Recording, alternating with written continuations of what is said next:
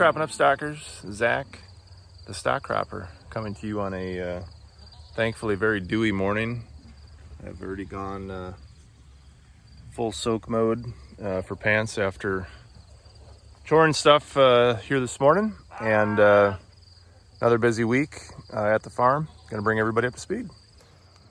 So we are about the halfway point for our first pasture run. I think this is the start now. We're 3 weeks in to movement here. So that's where we started down there on the south end, and we've moved up here to this point, and we've got that far to go. So the plan is that we had enough runway here initially for about 45 days of moving 16 feet a day. And 16 feet is achieved over 2 moves, one at about 7:30 in the morning, the other one about 4:30 in the afternoon. And that's been about right for the animal load that we have as far as the ruminants out front, with the number of sheep and the one goat we have in this pen, along with the small one behind me, and as well as the 2 calves in the Max 9. So I wanted to just kind of give that perspective. So when we get down to the end, we will turn all the barns to the left or the west and come back on the west edge of the corn, which will put us into this mix here, which we have a menagerie of things from our first cool season mix that have come back. So you see all this glorious rape that's coming back through. And then we also seeded additional species, summer species, that are making their way up through the thatch slowly here. And we've got some oats that have tried to hang on and keep on shooting heads out. So I'm hoping by another, 3.5, probably 2.5, 3 weeks, we'll be ready to turn down and have a nice mix to start to come into here as well. And then the plan will be we will go down and then hopefully start back where we grazed the first time again. So wanted to show one of the biggest challenges. I absolutely love having pigs out here, part of this system. I think they're my favorite part of the whole deal. But the one thing that we struggled with last year and struggling with again this year is the rooting aspect of what the pigs do. In this system, we're wanting to devise something that you can come back and rotate and crop and drive across. And it's one thing to have a pig pasture with a bunch of rooting wallows, but you can't have that in a production field where you're trying to drive equipment through and not get shook out of the cab. So we've been trying to just have a rake or a spade on board the barn usually, and then we come back where they make these little divots and try to smooth them out. But I do think we are going to attempt to try to ring them again, to try to minimize that. The other thing that I'm really interested in moving forward is I met a guy this spring that talked about a different new crossbreed of a couple different species, including cooney pigs that are much less prevalent to root. And so that might be something for next year that I get in, because if we can figure out how to avoid this issue and be able to have pigs out here, as somebody that loves bacon and pork loin, there's no other way that I'd want to have meat for my family than in a system like this, outside, letting pigs do their thing and being able to interact with the soil and do that. That's a happy camper on a Sunday morning. The other thing I'd say is, we caught a 1/4 inch of rain yesterday, which is great because it gave me enough water in the tanks that I haven't had to chore and bring water out this morning. So the only water I'm having to do is the chickens, which are really easy. We just fill them up with our pump into those PVC lifters here. Chickens are getting to be pretty good size. I'd say they're probably 4 or 5 pounds right now. Wanted to give an update on the small barn. So a lot of people, I told folks that I would be bringing the new ClusterCluck Nano back from Muncie, Indiana last weekend. And we ended up not doing that because there were a couple things that we discovered that needed to be modified on that. So that went back to Milwaukee before it's going to be coming to the farm here. And when it gets here, probably about the middle of August, it will be replacing this 120-inch barn here. So this is one of the issues that we're continuing to have, is these little buggers love to climb and try to get the leaves off of the corn. So we've doubled that up. There's a hole in the back they found, and so now they just go to the back and stick their head out. So Juice and I are going to have to work on that. But these are the friendly little ones.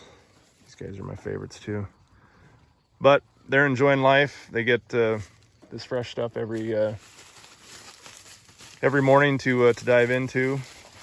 We've got the Ranger pulling it for now. Looking forward to replacing this, but that's looking down the window. So, we're doing a lot of intensive disturbance with this pass. I mean, we've got, 4 different types of animals moving across, grazing and then defecating and beating stuff up. But it is amazing how fast stuff starts to recover. So, we're probably 5 or 6 days behind, and you look back and we've already got regeneration on stuff that was chewed off by the pigs right down to the ground.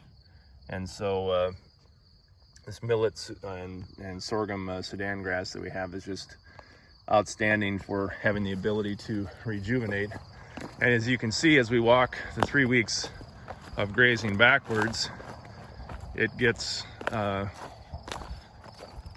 consistently bigger and more dense as we move across.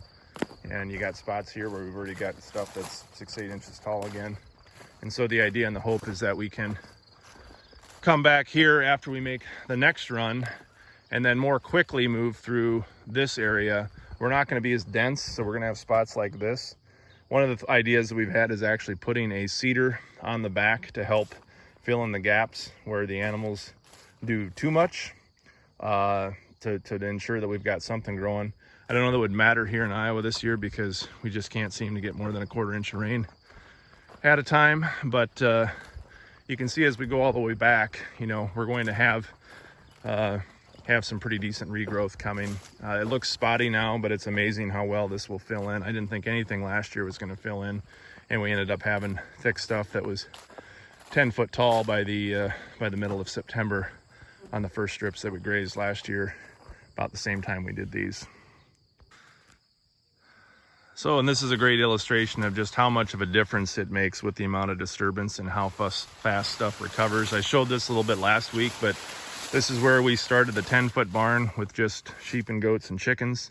And you can see when you don't get everything down to the nub, I mean, this stuff is almost such within a week, we could probably be back in here hitting this stuff again. And this is what Jason Mock talks about all the time as far as riding that sweet spot in the sigmoid curve there to hit things quickly and get off of them, and then allow them to recover and come back and hit them again.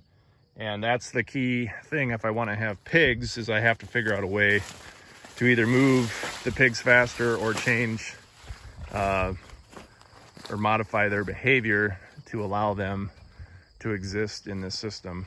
And it may work, it may not. It may not be a fit. We might have to do pigs in a different arrangement. I've got some ideas on how we could do it, but I really want to figure that out because they are just such a fantastic part of this system. And like I said, my favorite part of coming out here and seeing what they do.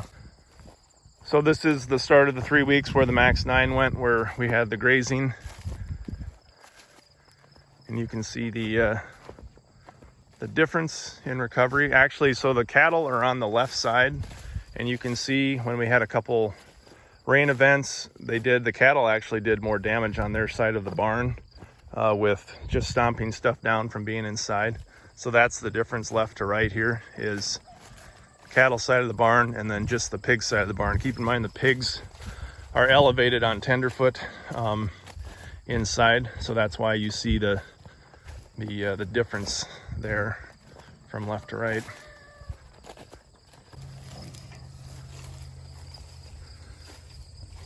So we moved over to the Max 9.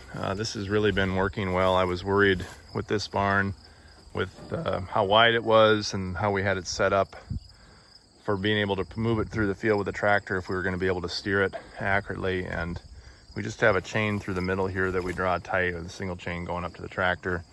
And it's really worked well. We've been able to basically put it right on the line every time here to move it along. So very pleased with that. The idea is eventually we're going to get an electric drive system on. That may be something that that happens this winter when we kind of figure out the system on the smaller version first, and then try to transfer it up to this bigger scale. But so far so good with this barn. It's there's some things I like about each one of the different barns that we have, and we've had 3 different people design each barn, and there's elements that are really important to, I think, where this thing is heading, you know, down the road. But it's fun to have the different examples and think about the benefits and trying to figure out what to include in the new versions to come. So I've had a lot of people ask me, hey, when are you going to have a field day? It's fun watching you on YouTube, but we really like to come kick the tires and see what you're doing here this year with these barns. And so the plan is, I think the date that we are locking in is going to be September 10th, which is a Friday. It'll be the Friday after Labor Day weekend. And the hope with doing that is it'll be before harvest for most folks.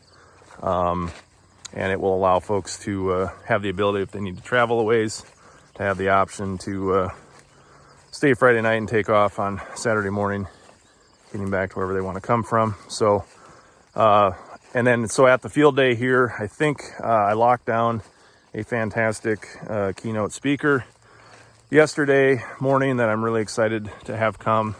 More to come on that announcement later for that date. So I think we're probably going to lock that date in. And so what you can expect to come, and when you or what you can expect to see when you come, is all 3 of the barns moving. You see all of our different pasture mixes. The ClusterCluck Nano will be here, the autonomous version. So if you want to see what that looks like and ask questions and kick the tires on it as well. And then we will have inner seeding and grazing demonstrations on 60 and 90-inch corn as well, that we have next to the different iterations at 30-foot, 20-foot, and 120-inch or 10-foot corridors here. So more details on that to come.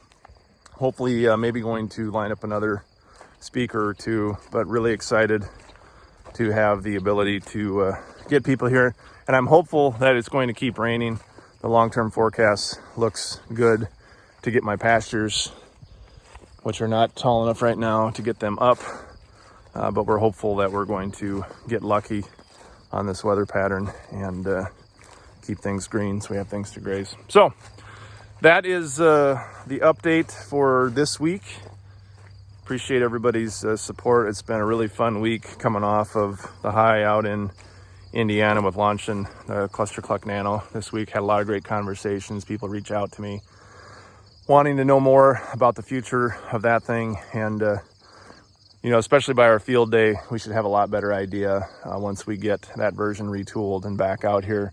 Very confident in what Joe and his team at Dawn Underground Agriculture have got cooking for us on that side of things, and really excited to get it here and show it off. So that's what's cropping up. Thanks for watching. We'll see you next week.